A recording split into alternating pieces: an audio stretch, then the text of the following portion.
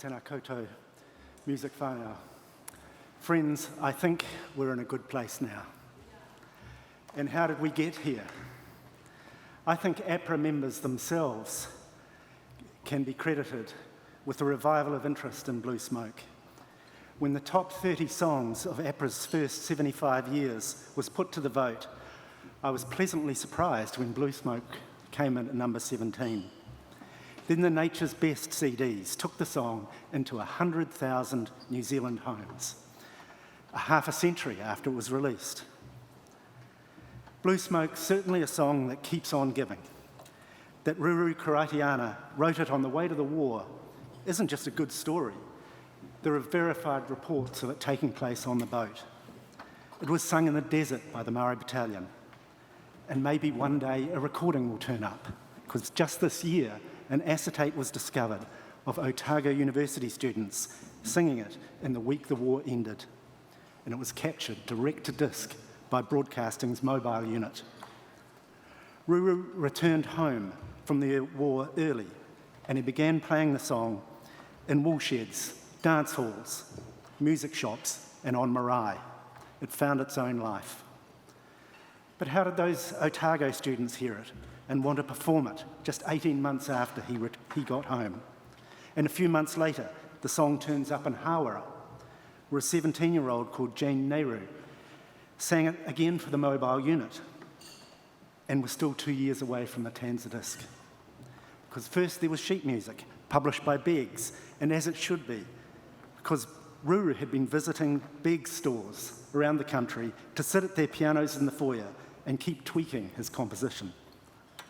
Blue Smoke is like a true folk song, disseminated widely before recording or airplay. And then in 1948, a record company is launched to record New Zealand music. There were some who didn't want it to happen, HMV. But there, Tanza, they have no artists, no songs, and not really any equipment. And the engineer, Stan Dallas, who worked for the once great station 2ZB, had to build the recording and disc cutting machinery for Radio Corps to release on its new Tanza label.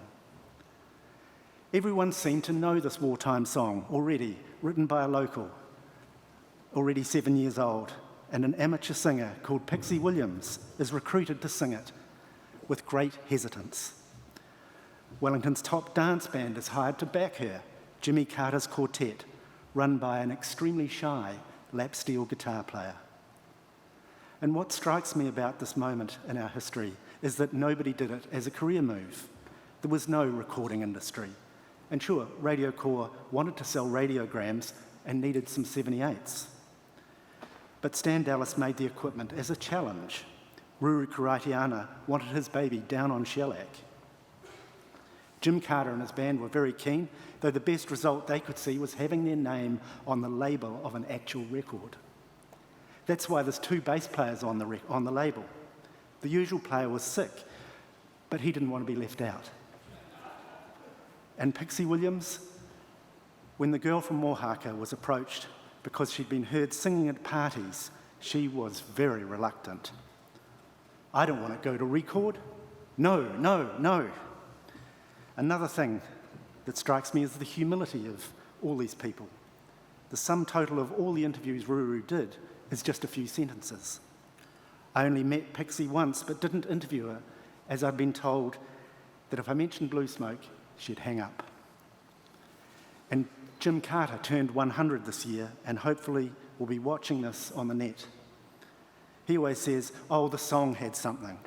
And it was Pixie's performance that made it, as if that keening lap steel guitar of his had never made anyone cry. The saga of Blue Smoke's a great story, but thank God it's a great song. New Zealand's first homegrown recording could have been a dud. And best of all, we're in the pop business. It was a hit, and one 70 years later that we're still happy to hear. So it was with great pleasure that I have the honour of inducting these three pioneers of New Zealand recording, the Blue Smoke whānau, into the New Zealand Music Hall of Fame. And we've now got a video to pay tribute to the trio behind Blue Smoke.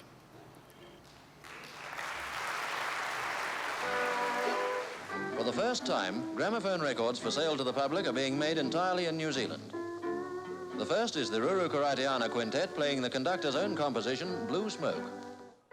We are talking about the start of the record industry in New Zealand. It was all making your own way.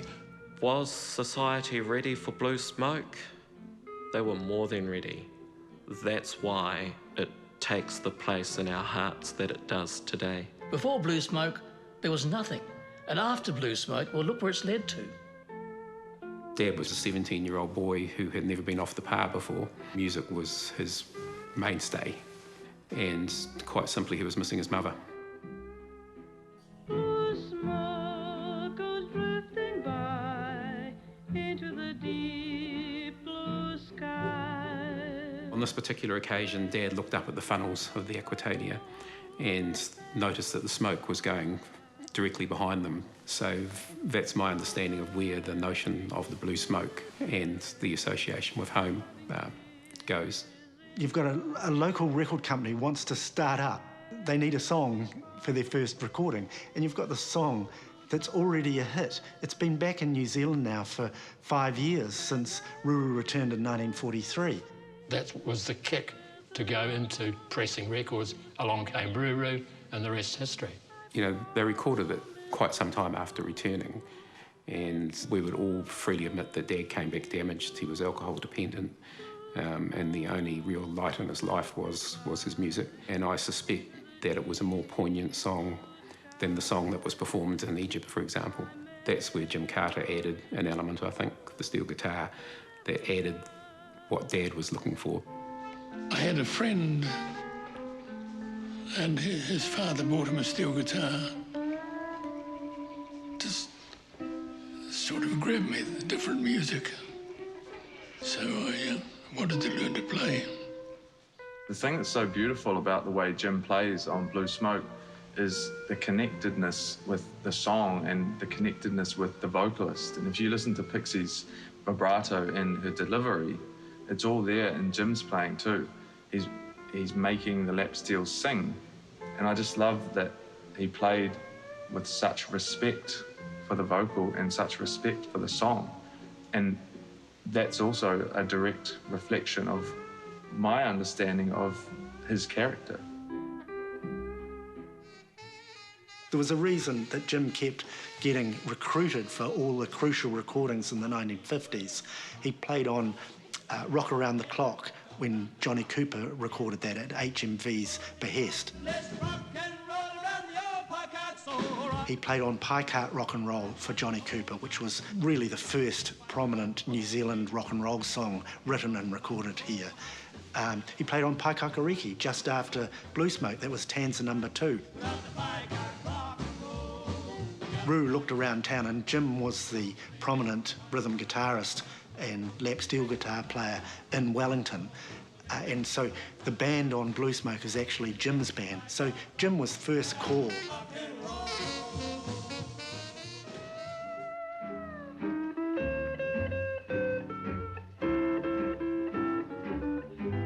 He was looking for a singer at the time, and he was told about this Pixie Williams, but I think he got a bit confused because he started pursuing me, and I didn't realise that he thought I was Pixie until she got a bit cross with this Maori fellow always following us around if we ever went outside the hostel, and she growled at him, and that was when he discovered that she was the Pixie Williams he was after. I was the assistant, so I would take one of the company cars and go and pick Pixie up. She refused, I think, at least once or twice, but they insisted, or Ruru insisted. I said, tell him to get somebody else, you know. He said, you're going to sing that song for me. I said, okay. I said, I hate nagging. Windy city, nestling smugly in the hill. I shall love you forever and until. I can't remember where it was, but when I heard Ain't It a Shame, I think I must have been around about 10. It just blew me away because I loved following Billie Holiday and Doris Day and, you know, all of the older stars because they were Mum's favourites. And so when I heard this beautiful voice and it was Mum, I just, yeah, you pinch yourself. It was a pinch yourself moment. I think you rejoice for artists of the quality of Pixie Williams. It was a unique South Sea Māori style. The voice was rich and full, diction lovely, and a lot better than most of, in my opinion anyway, than most of the English pop stars of the time. I wish it could be just you and me, oh, ain't it a shame? I wish you could see deep into my heart and please believe what you see. I mean, to me, when I think of Pixie Williams, she's our first female, you know, Māori, kahunu, pop star, I guess. She would have been a pop star of her time and of her era. You know, Blue Smoke was such a big hit. Her pitch and her timing is really amazing. Like, she's totally in tune the entire time, you know? Like, and this is someone who wasn't, like, formally taught. So interesting to see the process that they would go through and the lengths that they would go through to create a record back in the day, 70 years ago, compared to what we do today. And we've got the luxury today of editing things so easily. It's always a bit nerve-wracking when they put on the old red light and you've got to start playing. It's everybody's sort of tensed up, but you get through eventually. Just a chime or two, somewhere in the blue. From a musician's perspective, it's pretty cool how the musicians back then, they would play their song or the take that they were doing. They'd play it from start to finish, and then the producer in the control room would say, "Hey, how do you think you went? Do you think you got a good take?" Yeah, I don't think you're ever satisfied with what you're playing, but as long as you can get by and get to the end of the tune without stopping, it's something. A thing that strikes me about all the three key people involved in Blue Smoke is just how humble they all are. Ruru, Pixie, and Jim Carter, who said, oh, it was Pixie's performance that was the big part of it. But he was proud of another song that he recorded with that band, Jimmy Carter's Hawaiians, Bellbird Serenade. Hear it softly played, listen to the bellbird serenade. I knew who Pixie was. I knew the song Blue Smoke, but I didn't really know the other songs in the catalogue. And of course, I've heard of Ruru Karaitiana, who's of course legendary. But then, of course, stepping into the next phase with this project and sort of looking at the songs closer and looking at the sort of arrangements and the compositions, that sort of blew my brain out a bit more, because it's like, whoa, there's a real depth going on here, and it's kind of pre sort of any contemporary fashion that we have with music now. Saddle Hill, I love you till I die. Only God in heaven knows why. Why Saddle Hill? Well, in those days, hardly anybody made records, and it was sort of a big thing. I think we probably got paid about 30 shillings for it. We wouldn't have cared if we had to pay for it, as long as we got a record with a name on it. Apart from the historical importance in the context of being the first record recorded and pressed in New Zealand, I think there's a historical context about the song and its place and time as well, which is all part of this. And I think that's why it has a life of its own now, because it's evocative of a time and a place. Congratulations to Jim, and of course to Ruru and Pixie. It's a fine thing to see you inducted, and thank you for your contribution. Yeah, it's kind of crazy when you think of your mum or your dad being this incredible person that did something great. So I feel very blessed that my mum did something great, and she's getting awarded for it. It's fantastic. She would have been proud stepping up with Ruru and Jim, you know, just to get together with the boys again and have a laugh. Pleased for Dad for the recognition, pleased for Pixie, and in many ways really pleased for Jim because, you know, most of these people have gone and departed without any recognition at all. Sounds really good. I think Pixie deserves to get something like that. It's really, really something for her.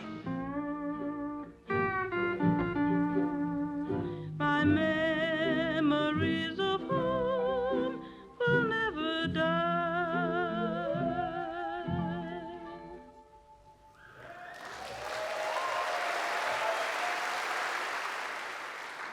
Please welcome Ruru's son, Ruma Karaitiana, Pixie's daughter, Amelia Costello, and original Tanza studio audio technician, John Shears, to the stage to accept awards on their behalf.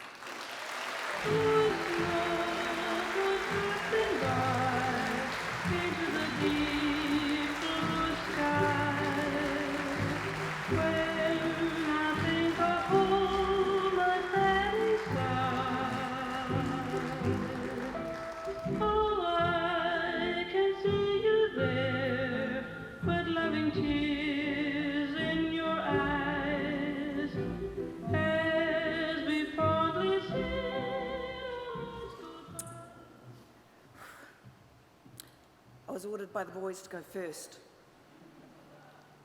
I had to take my shoes off. Not used to. Thank you. The heels.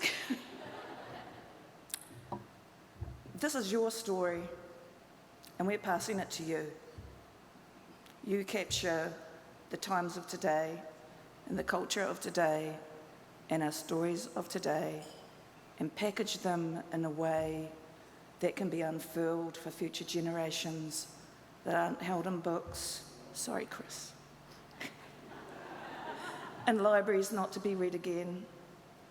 The journey started for me in 2010 when Mike Gibson picked up the phone and said, yes, I'll remaster your mum's shellac records into something great.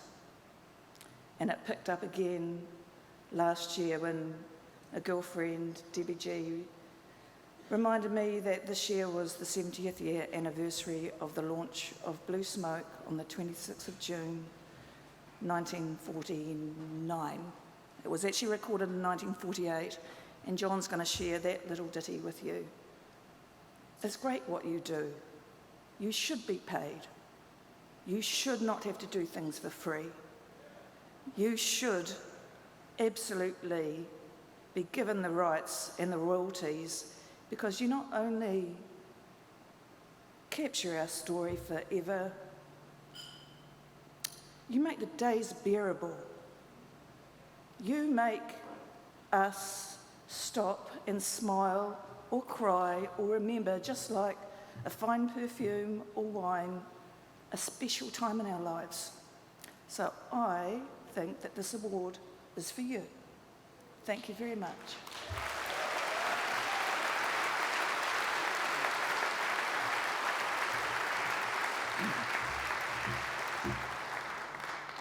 What a wonderful crowd. Thank you for coming. Thank you for me being invited. This is a really special moment for me. Be assured that when we made that record, we didn't really think we were doing anything terribly special. We had a job to do. We had a lot of failures. You will know that Blue Smoke was released in 1949, but it was actually recorded in 1948. And the reason it wasn't released till 1949 is we had to learn and find how to turn it into a shellac record. And we failed miserably many, many, many times. And this is a real payoff. Thank you.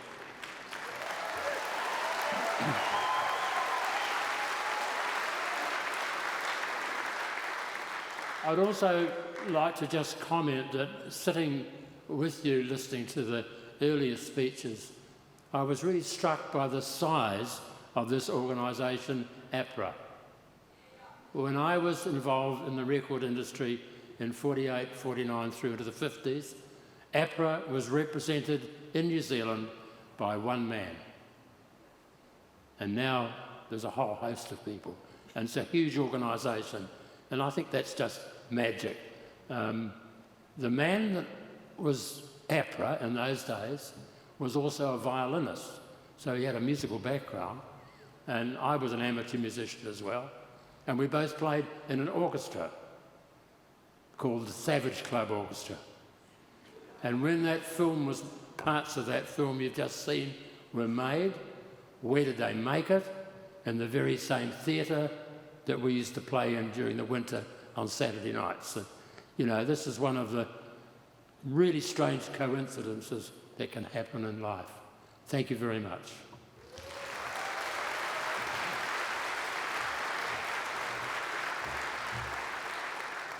Tēnā koutou katoa.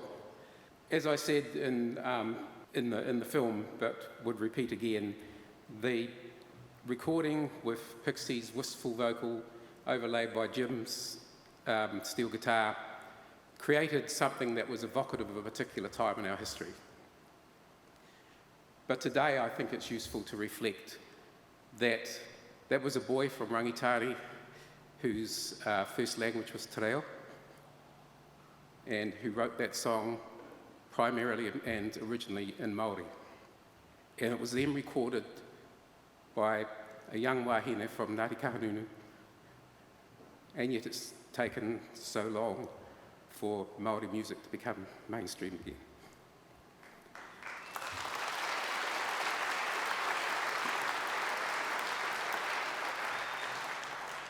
And although these people began the New Zealand music industry pressing the first record and recording the first record, I'd like to acknowledge all of the musicians, songwriters, composers in the room, because it's you who have picked up this mahi and have taken it forward and take New Zealand music to the world today, every day. Kia ora tātou.